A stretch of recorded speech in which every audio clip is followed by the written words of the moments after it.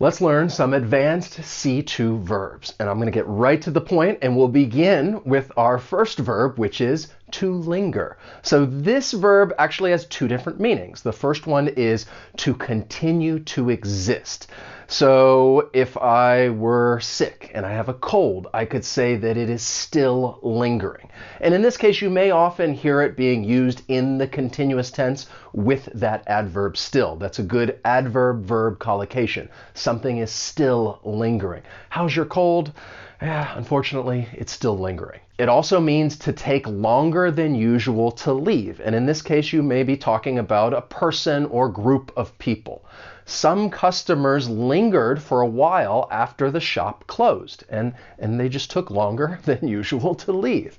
When you pronounce this verb, it has two syllables. The stress is on that first syllable, linger. But I want to focus on that ng because it can be a little confusing. Look at these two words. They are not rhyming words. Singer, you only have that ing sound, whereas linger, you have the ing plus that g sound afterwards, linger. It's similar to the word finger. These are rhyming words, linger, finger. Many of you wish to seek counseling due to lingering trauma.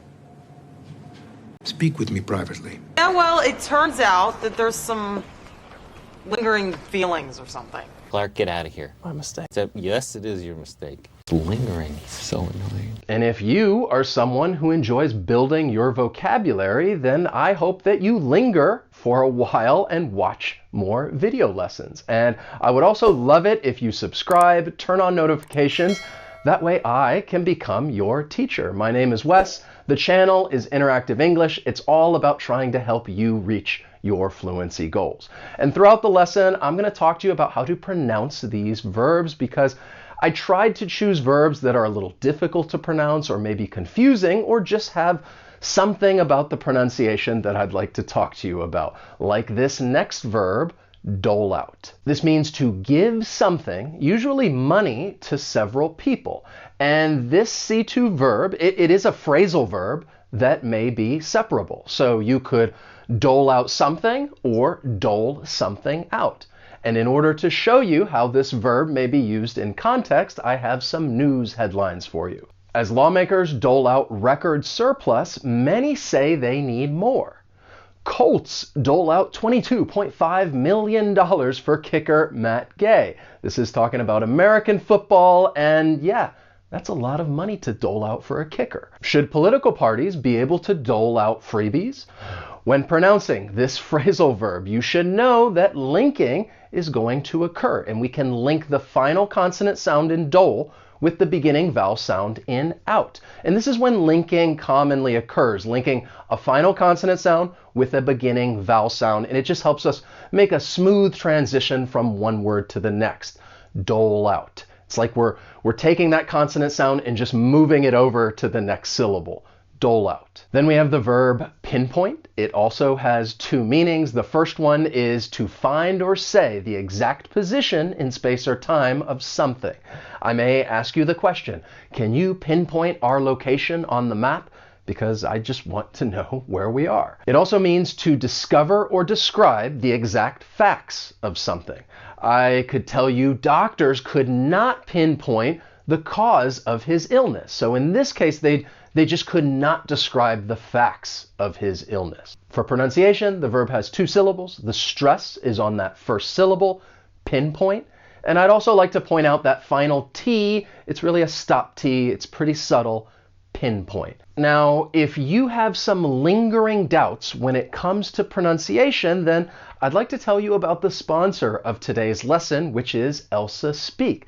This is a great app that will help you pinpoint your mistakes so that you can fine-tune your pronunciation. And if you're unfamiliar with it, let me show you how it works. You just download the app, create an account, and there's so much that you can do. Practice daily lessons, improve pronunciation, study by topic. But let me show you some of the other cool features that ELSA has to offer. You can do fun activities like unscrambling words, practicing both vocabulary and pronunciation, like this one, fireworks. Let's do one more. Okay, party.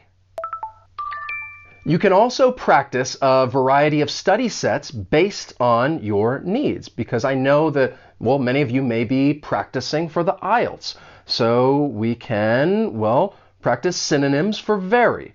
And you can listen to it. Both the book and the film are dreadful. And then practice saying it. Both the book and the film are dreadful.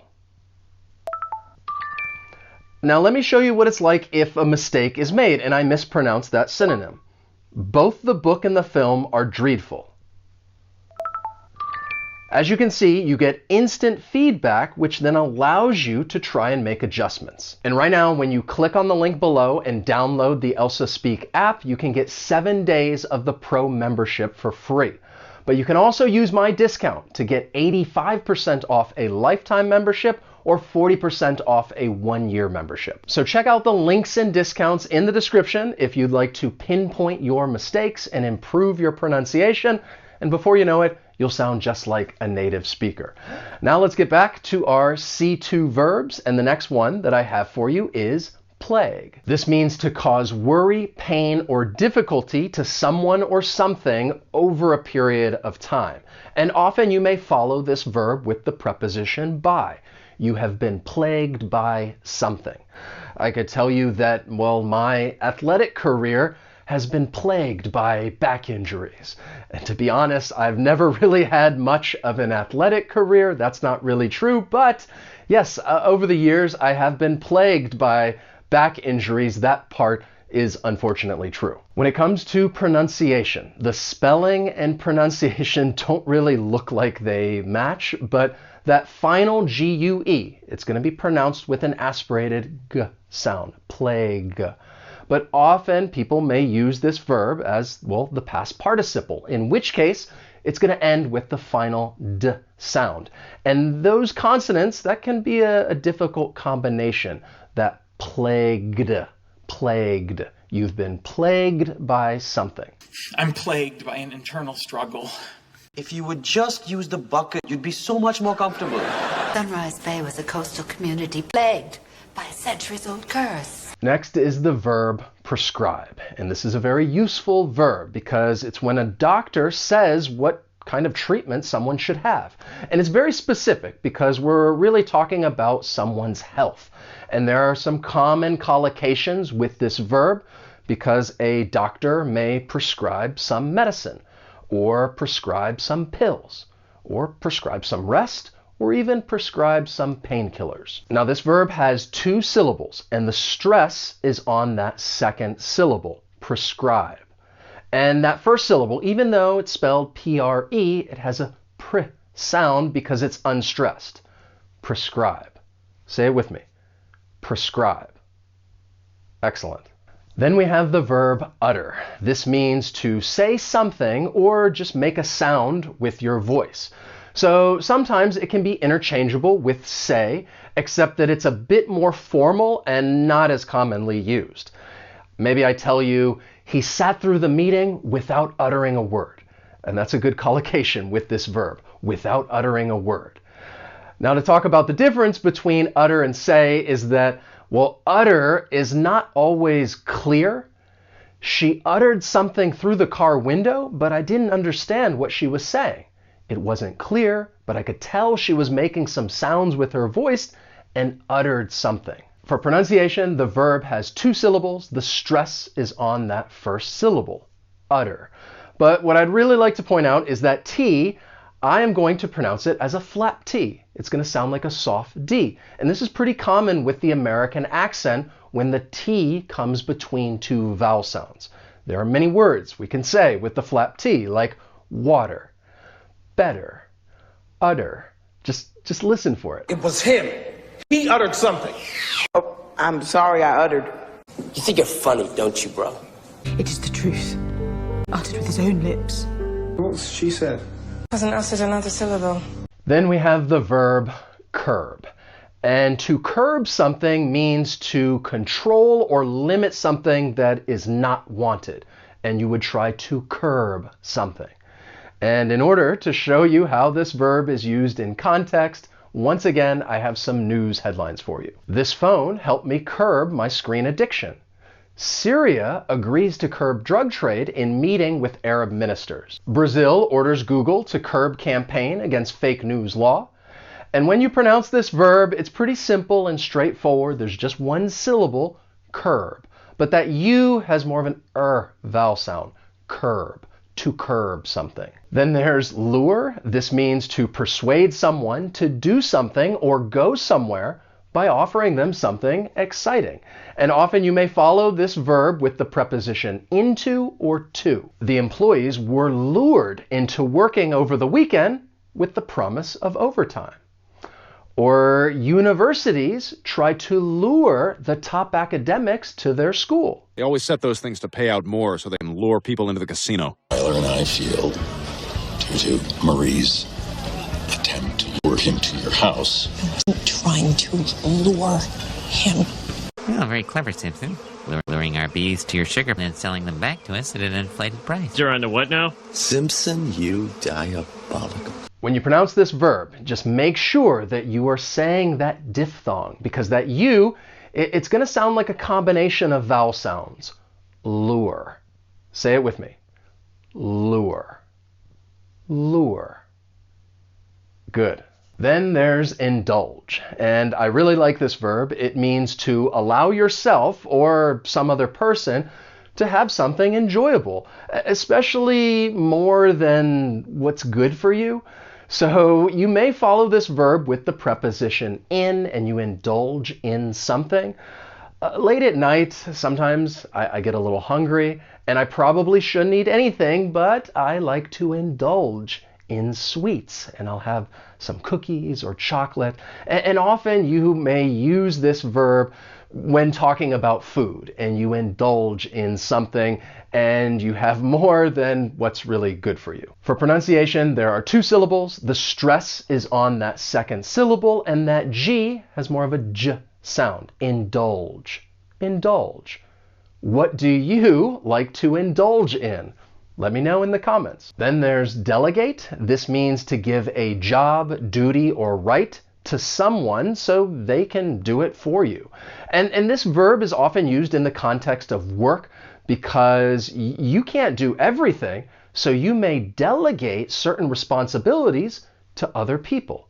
And you may also say that a boss or supervisor is good at delegating and they tell others what they need to do, or perhaps someone is bad at delegating because they try to do everything themselves, and yeah, that may not be a good situation. So this is a very useful verb when talking about work. This verb has three syllables. The stress is on that first syllable, delegate. Now, don't confuse this with the noun, because that third syllable is pronounced differently when you say the noun delegate. With the verb, you're going to use that long A sound, delegate.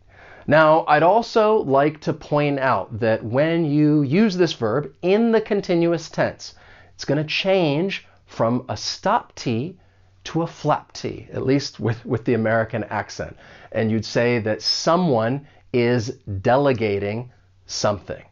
And you're going to use that flap T. Once again, just listen for it. I'm delegating. He's delegating. Don't shy away from delegating. Reconcile. Great verb. This means to find a way in which two situations or beliefs that are opposed to each other can agree or exist together. And you could hear somebody say something like, we need to reconcile our differences. That's a great collocation with this verb. The boys appear to have reconciled their differences. Rose and her daughter have reconciled their differences. That's why it's important for you to reconcile your differences. You could also reconcile something with something. I could say, research is being done to reconcile the world's population growth with sustainability. So these two things, they seem opposed, but we need to reconcile them and find a way for them to exist together. Growth and sustainability. For pronunciation, the verb has three syllables. The stress is on that first syllable. And keep in mind that the C has more of an S sound. Reconcile. Reconcile. And then there's loathe, which is a pretty powerful verb because it means to hate someone or something. So loathe, just like hate, It's a strong word, so be careful how you're using it. But of course, there are probably things that I'm sure you loathe. I know there are things that I loathe, like I loathe sitting at an airport when my flight has been delayed. Or I loathe anchovies. I just don't like eating them. Or I loathe driving in really bad weather conditions. For pronunciation, it's just the one syllable, but make sure you're using that voice TH at the end. Loathe. Let's say it together. Loathe. Loathe. Nice. Now for a little review. I'm sure that you do not loathe building your vocabulary, and I hope that I can lure you into watching another video lesson, because even though I'm not a doctor, that is what I would prescribe in order for you to develop your English fluency. And to be honest, I know it's not good to watch a lot of videos and be in front of a screen, but in this case, of course, I think it's okay for you to indulge a little bit and watch many different video lessons. I have a lot on this channel, especially vocabulary lessons, in which you will find me doling out words left and right. But in all seriousness, I just want you to keep practicing, keep improving, and I'm not going to linger around any longer. I'm going to say goodbye. But as always, I hope that you learned something new. If you enjoyed the lesson, please hit that like button. Thank you so much for watching, and I will see you next time. So long.